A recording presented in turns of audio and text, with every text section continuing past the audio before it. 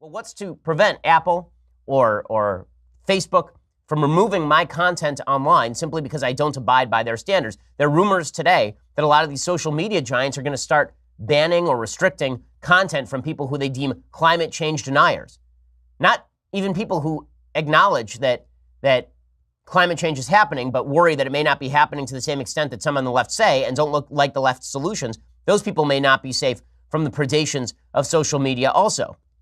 So again, what exactly is so terrible? The company said it removed Alex Jones's pages for glorifying violence, which violates our graphic violence policy, and using dehumanizing language to describe people who are transgender, Muslim, and immigrants, which violates our hate speech policies. Again, this is where we get into some serious issues. What exactly violates that hate speech policy? But one of the big problems is that you have too many folks on the left who decide that anything they don't like now is hate speech. A lot of people are, particularly Jones's defenders, are saying that they're worried that this might lead to other pages, particularly conservative media pages, being removed. I think it's important to note, though, that Alex Jones had really flagrantly violated a lot of the community standards that YouTube, that Facebook, that Apple have had in place for quite some time. And actually, if you look at it, they say that they removed them because they violated the standards, but Alex Jones had been violating these standards for some time. And they only actually took action after weeks of media pressure, after weeks of the media outlets saying, you say that this would violate your standards, so why is this still being allowed to be posted? And so Apple was the first at the bat this morning, or last night, sorry, with removal of his content. And now we're seeing it trickle out. So it was Apple. And then the domino effect. For him, he'll always be able to put it out there in the world. If you think this is the end of Alex Jones, you are very, very wrong. And if you see the people that are defending him today, they are vehement about defending him. Wherever he is able to distribute moving forward, they will flock to it. They will support him. They will buy his supplements and feed their inner gladiator the way he called for them to do. That's literally what he said. If you're worried about this, buy my supplements so that you can feed your inner gladiator. What a weird response. But the guy's a weird guy. But I personally think it's a really good thing that even though I vehemently disagree with 98% of the things that Alex Jones says, and I do believe he is a very harmful person, I will go as far as to say that it's a very good thing that you can't get rid of him completely. That's the point of the internet. That's the point of a free and open internet. That's the point of net neutrality. If we got rid of net neutrality, then it's the ISPs who could choose to ban him next. Comcast could refuse to serve his videos or his website to you at all. AT&T, Verizon, and so on and so forth. Fortunately, they probably won't do that right now because they're still up in the air about net neutrality, so they're probably not going to shut them down just yet. Disservice to it. However, I think InfoWars is the canary in the coal mine. And as much as, again, I can say it a million times, I'm not really a fan of it. I don't like what InfoWars does. I don't like what Alex Jones does. I defend their right to have their channel and say these crazy things for a few there's a few reasons. I mean, first of all, people should be allowed to express themselves even if they're nuts. Let's entertain the idea that Alex Jones is actually a crackpot tinfoil, lunatic, which many people in the mainstream, they hold that view. Does that mean that somebody who has something wrong with their mind isn't allowed to speak? They're not allowed to use Facebook. They're not allowed to use YouTube. What if somebody is actually mentally ill and they have a YouTube channel and they start ranting and raving about the moon gremlins trying to steal their cheese? Do they have a right to speak? In my opinion, they do. Just because it worries me that we're trying to draw a distinction between what we think is sane and what other people, and what should be allowed to be said. All right, everyone, I've never really been a fan of Alex Jones. I like Paul Joseph Watson's stuff's pretty good, but I've never really, been much into InfoWars. Now, though, I'm reconsidering that, the logic of that, because I'm looking and seeing Alex Jones just getting basically everything he's ever done banned off Facebook. Again, with no apparent provocation. This follows in the wake of them getting partially kicked off YouTube and getting like a temporary suspension and stuff. They can't live stream, have to have a second channel. Spotify has banned all of their podcasts, and now InfoWars is also off of Apple's products.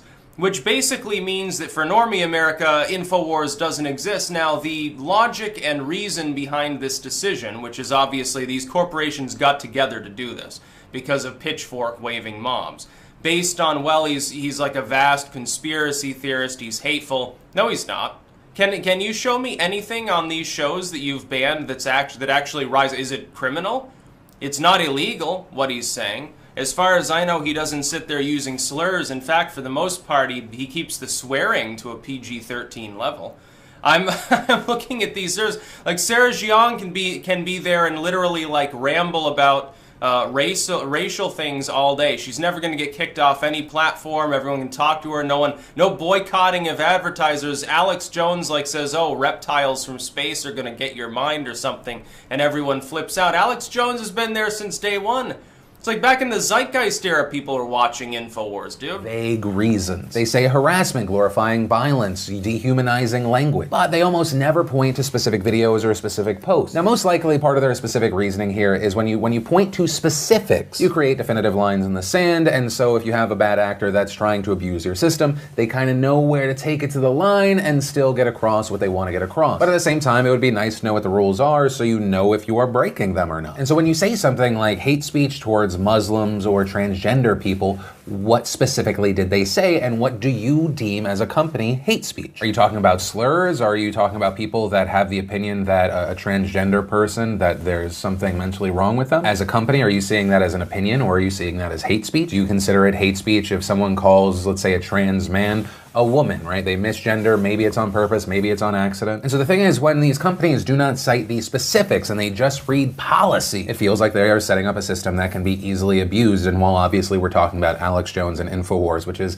an outlier, an extreme organization, comparatively, once again, my opinion, I feel it's understandable why there is fear and concern. Now understand when I say that I'm not equating all conservative outlets to InfoWars, but many conservative outlets do feel like they are being suppressed by a lot of these companies. And so it's that last Facebook, Spotify and YouTube all completely banned InfoWars within 12 hours of each other, clearly suggesting big tech collusion and proving their terms of service are all bullshit. This is political censorship. This is the purge. Facebook cited language used to describe Muslims, transgenders, and immigrants. They provided zero specific examples as to what we said that was verboten, and neither did Apple, Spotify, or YouTube. But they're private companies, they can ban who they like. No, Facebook, Twitter, and Google have monopolized free speech online. They're a monopoly. They're also working directly with institutions of media. CNN whines all day about Trump threatening press freedoms, while simultaneously lobbying to have its competitors shut down by big tech. America's free press supports censorship. Big tech is colluding with leftist lawmakers on Capitol Hill. So if you, yesterday, were looking for Alex Jones, you may have found him. Today, you're not going to find him. I mean, a celebration in some regard for, common decency.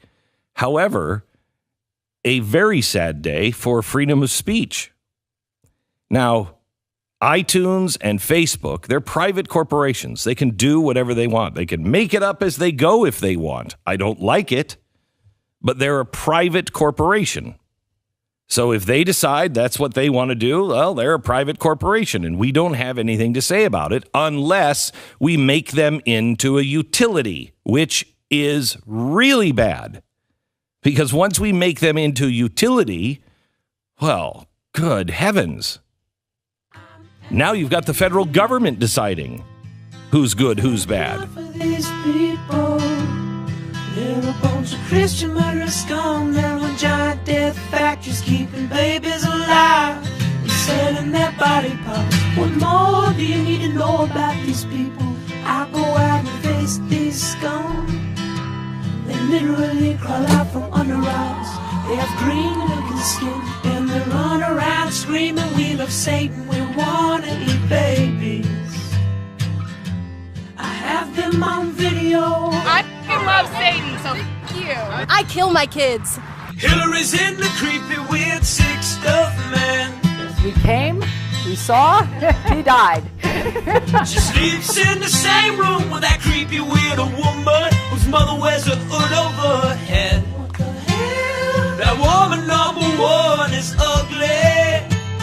Imagine how bad she smells, man. I'm told her and Obama just stink. Obama and Hillary both smell like sulfur. There's a guy on the radio who apparently Trump's on his show frequently. He said, "Me and Hillary are demons." Said we smell like sulfur. Ain't that something? I had never seen or smelled any woman like that, ever. People are telling me she smells. Who could not notice someone who smelled that bad?